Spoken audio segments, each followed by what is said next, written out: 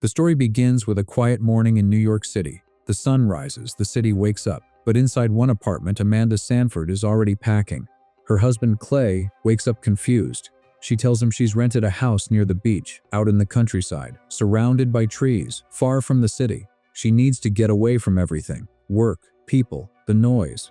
Clay doesn't argue. He agrees. They both need a break. They leave that same day with their 2 kids. Archie is 16 and keeps to himself. Rose is 13 and obsessed with finishing the TV show Friends. She's been watching it non-stop. She just wants to see how it ends. After a few hours, they arrive at the rental house. It's beautiful, quiet, surrounded by nature. The kids jump into the pool right away. Clay finds a locked liquor cabinet stocked with expensive bottles, but he can't open it. Amanda looks around the house, making sure everything's in place, then heads into town to buy groceries. At the store, she notices something strange. A man is loading large boxes of bottled water and canned food into his truck, more than any normal shopping trip.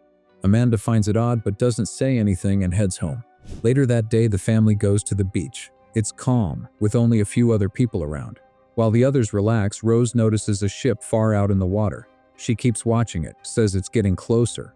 Clay thinks it's probably a tanker. They all fall asleep under the sun, except Rose. She keeps her eyes on the ship. Soon, she wakes everyone up. The ship is still moving towards shore, and fast. People on the beach start to notice and panic. The family quickly gets up and runs, along with everyone else, just before the ship crashes into the beach. Emergency staff evacuate the area. They explain the ship's GPS wasn't working, a navigation failure, but no one has clear answers. Back at the house, Amanda tries to check the news on her laptop, but there's no internet. Clay turns on the TV. The signal is out. No information, no updates. Then they notice 2 deer standing still in the backyard. Clay takes it as a good sign. Amanda doesn't know what to think. That night, the internet still isn't working. Rose is frustrated. She can't watch her show. While Amanda and Clay are in the kitchen having a drink, they hear a noise outside. Clay grabs one of the decorative objects from the hallway to defend himself and goes to check. Outside, there's a man and a teenage girl. The man introduces himself as Scott. The girl is his daughter, Ruth. He says this is their house. He even calls Amanda by her full name from the booking. Clay is surprised, but invites them in. It's cold outside. Amanda doesn't like it. She's not comfortable letting strangers into the home they rented, and they don't look like the kind of people she expected to see owning a place like this. Even with the name detail, she still doesn't believe them. Scott explains that there's been a blackout in the city. Their apartment is on the 14th floor. With no elevator, he couldn't make it up the stairs. So they came here, to their second home. They knew it was booked, but hoped they could still stay the night. Amanda doesn't trust the story. She reminds them that she rented the house and wants them to leave. Scott tries to keep things calm. He pulls out a key and opens the locked liquor cabinet. Inside is cash and a gun. He hands Clay an envelope with $1,000 as a refund and asks to stay just for the night. Clay accepts the offer, but Amanda pulls him aside. She's angry. She thinks Scott and Ruth might be lying about everything. Maybe they're not the real owners. Maybe the blackout story is fake. Clay says Scott had the key. Amanda argues that could just mean he's a caretaker. Later, the adults sit down to talk. Just Amanda, Clay, and Scott. Ruth steps outside to avoid the tension. Scott offers Clay a cocktail. He takes it without hesitation. Amanda stays serious, still not trusting him. Scott says he's owned the house for 20 years. He works as an investment consultant. His wife, an art dealer, is on a business trip in Morocco and expected back the next day. Amanda isn't convinced. She asks to see his ID, a little rude.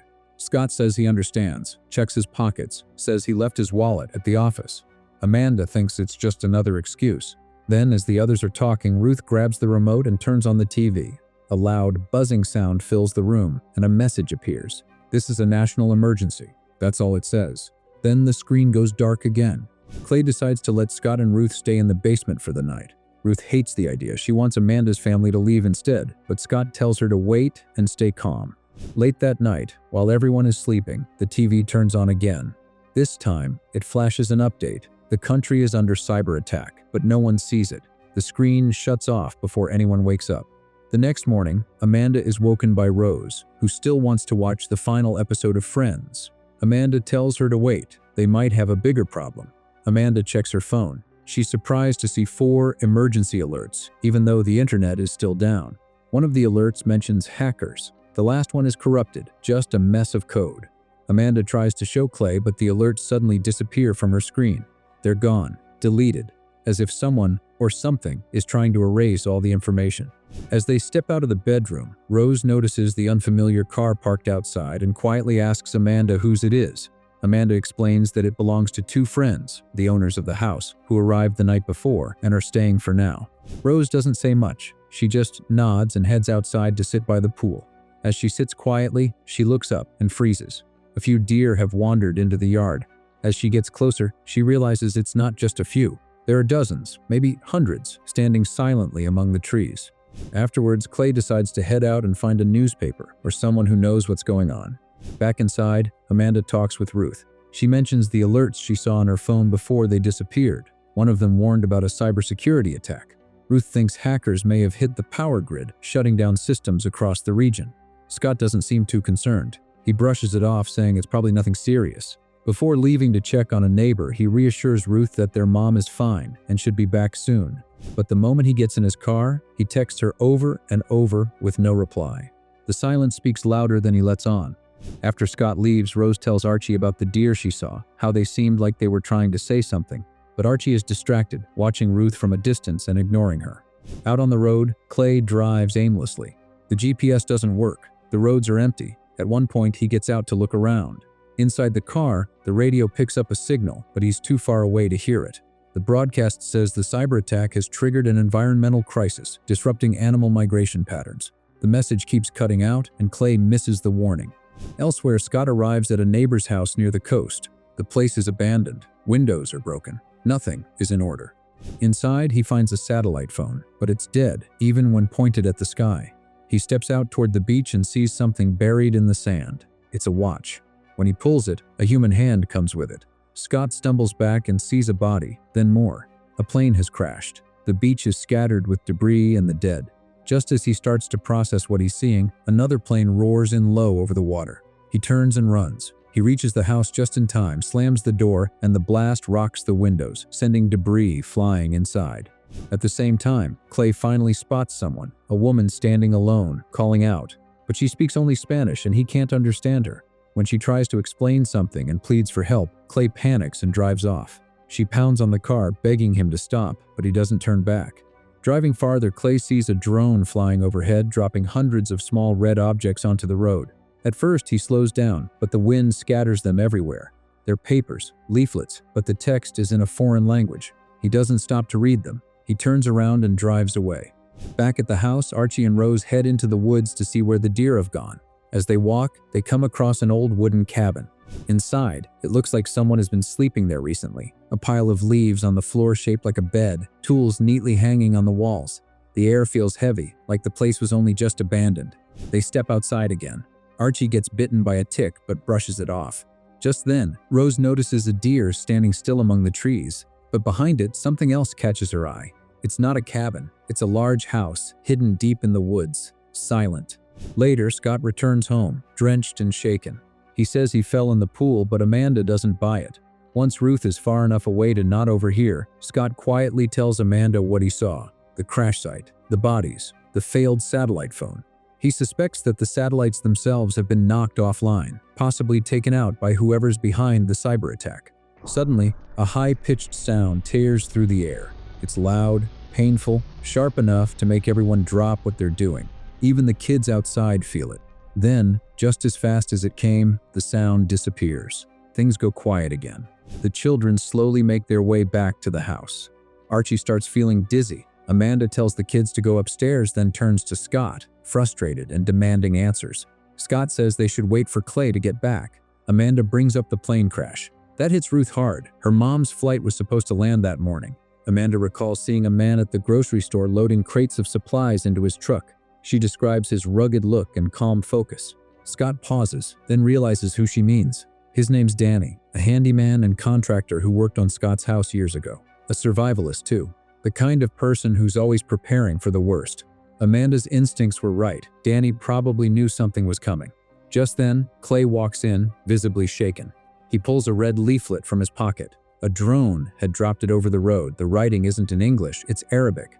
Archie takes a look. He recognizes it from online games. It says, "Death to America." Amanda decides they can't wait around. They pack up and leave for New Jersey, hoping to reach her sister's house. Scott urges them to stay, but they're too afraid. Clay believes they'll see other people once they reach the highway, but the roads are empty. After a while, they come across a long line of cars, hundreds of them, all Teslas. Amanda checks for passengers. There are none. All the cars are running in self-driving mode. Then, one more Tesla comes down the road from the other direction. Clay feels a wave of relief until Amanda realizes it's on autopilot too. There's no driver. Fearing a crash, she rushes everyone back into the car. They drive off, narrowly dodging more driverless Teslas barreling down the road. With nowhere else to go, the family return to Scott's house. Amanda tries to plan another escape, but Clay puts his foot down. They're staying put until it's safe. That night, something shifts. Ruth and Clay share a flavored smoke outside, while Scott and Amanda have drinks in the kitchen. It's the first time she's warmed toward him. Scott opens up.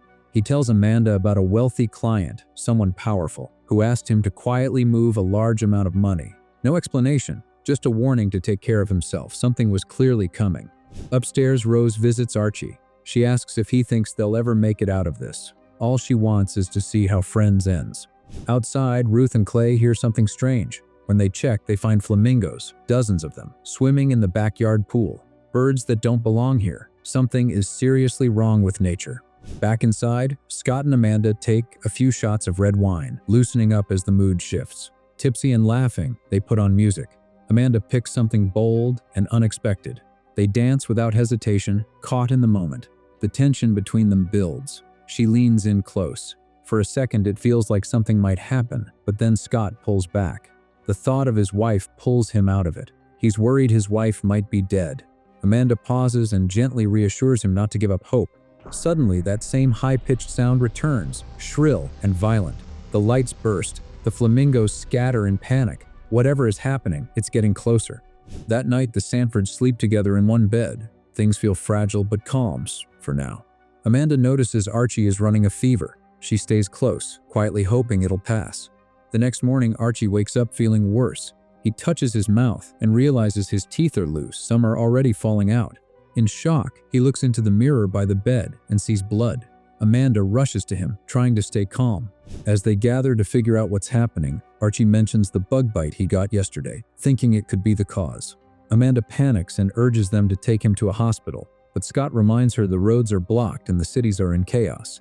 Instead, he offers to take Archie to Danny, the survivalist Amanda mentioned before. At that moment, Clay notices Rose isn't in the house. They call out for her, search every corner, but there's no sign of her. She's gone. Amanda panics and rushes out to search for Rose. Suddenly, Archie doubles over and vomits blood, shocking everyone. There's no time to waste. Scott and Clay help him to the car, heading for Danny. Before leaving, Scott tells Ruth to stay and help Amanda search for Rose. Ruth doesn't like it, but she finally agrees after he promises to come back soon. The two women head out together, searching for Rose. Their search leads them deeper into the woods, where they spot the same old cabin Archie and Rose had found earlier. They step inside for a break. It's quiet, almost too quiet. As tension between them simmers, they start talking, slowly beginning to understand each other. But before they can say more, a strange noise outside cuts them off. Both freeze, listening. Meanwhile, Scott and Clay arrive at Danny's. The place is heavily fortified. Danny greets them with a rifle. He listens to Archie's symptoms and immediately links it to something he's seen before. He says a similar sound incident happened in Cuba, causing hearing damage, neurological issues, and even tooth loss. He's convinced this is all part of a larger attack. Danny explains the high-pitched noise is likely a microwave weapon, used over large areas to harm people silently. Clay offers money for medicine. Scott reminds Danny they're old friends, but Danny refuses. He doesn't care. His only priority now is his family. If they want help, he says, try the neighbors. There's a rumor they have a bunker. Back in the woods, Amanda and Ruth step outside the cabin and freeze. A massive herd of deer surrounds them. Ruth stays still as the alpha deer approaches. Amanda screams. Ruth joins in. But the deer don't flinch. They just stare back, silent and unbothered. Then, without warning, the herd suddenly shudders and runs. Shaken, Amanda and Ruth grab onto each other. At Danny's, Scott refuses to leave without help. He pulls out a pistol. Danny raises his rifle. Clay begs them both to stop. He says this isn't about sides, it's about family. That breaks the standoff. Danny agrees to give them some pills for $1,000. As they get ready to leave, Danny shares more. He believes the attack could be global, maybe Korea, maybe China. Clay shows him the red leaflet. It's in Arabic. Danny says leaflets like that dropped in San Diego too, but in different languages. He thinks America has made too many enemies and now they're all striking at once. Back in the car, Scott explains what he thinks is happening. It's a strategy. First, isolate the people, cut off communication, power, and transport. Then, trigger chaos, make people panic and turn on each other. And finally, let civil war finish the job. Collapse from within. Clay listens and agrees. Their only option now is the neighbor's bunker. Amanda and Ruth make it to higher ground. From there, Amanda spots the neighbor's house, the one Danny mentioned with a shelter. She wonders if Rose might be there. At the same moment, Ruth looks out from a different angle and sees New York in the distance, burning, covered in smoke, destroyed. Meanwhile, Scott and Clay are driving to the same house, hoping to get Archie the medicine. In the final moments, we learn where Rose went. She's been in the neighbor's house all along, eating, resting, waiting. She finds a door to the basement. It opens into a full emergency bunker stocked for years. Food, water, lights, a gym, a greenhouse, everything. She turns on the monitor. It's still working. News flashes on screen. The White House is under attack. Radiation levels rising. City's gone dark. The message urges citizens to find shelter immediately. Rose ignores it. She walks to a shelf of DVDs. Her face lights up when she finds it. The last disc of Friends. She puts it in, sits down, and finally watches the ending she's been chasing. Then the screen fades to black. Thanks for watching. Be sure to subscribe and turn on notifications for more videos like this. There are amazing stories coming your way. Take care, and see you next time.